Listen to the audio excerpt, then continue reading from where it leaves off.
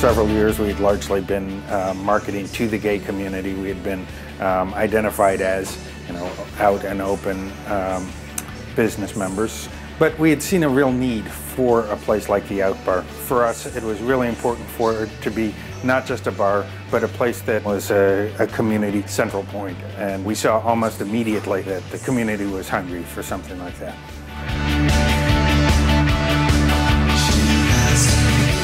The Out Bar changes a lot according to the time of day, the day of the week, and a wide variety of people come here. If you're coming in for brunch, certainly you'll see plenty of our gay lesbian clientele, but you'll see a lot of straight Ann Arbor who just plain loves our brunch. And we think of this as a neighborhood bar. And in some respects it is. The Carytown community thinks of it, I think, as a neighborhood bar.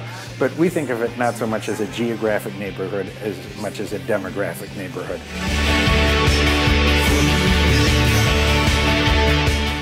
Shortly after we opened, we had the opportunity to get the building directly across from us. Once we fixed it up, the Washtenaw Rainbow Action Project moved in there. They had been a advocacy group and had been looking for a space to open a community center. They have since moved to another building in the courtyard, so we were left with an empty building and we were trying to figure out what to do with it.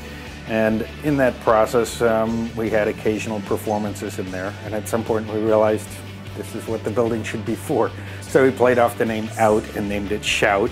It's a cabaret and gallery. A lot of community events happen in there. We see a lot of performance art happen in there. We have monthly women's music series in there. We have had gallery shows. We use it a lot for author events. The space is still sort of finding its own definition.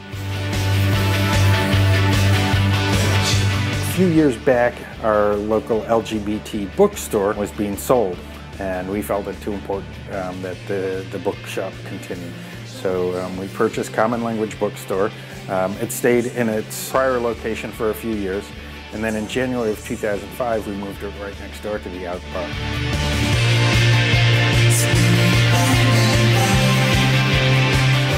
So the courtyard is truly becoming something of a gay neighborhood. We had Michelle T, the well-known performance artist, writer, was through here a couple of years ago, and she dubbed it the Homoplex. I hear some of the students at University of Michigan refer to it as the Queer Quad. So no matter how you think of it, this has definitely become a little gay-identified part of Ann Arbor.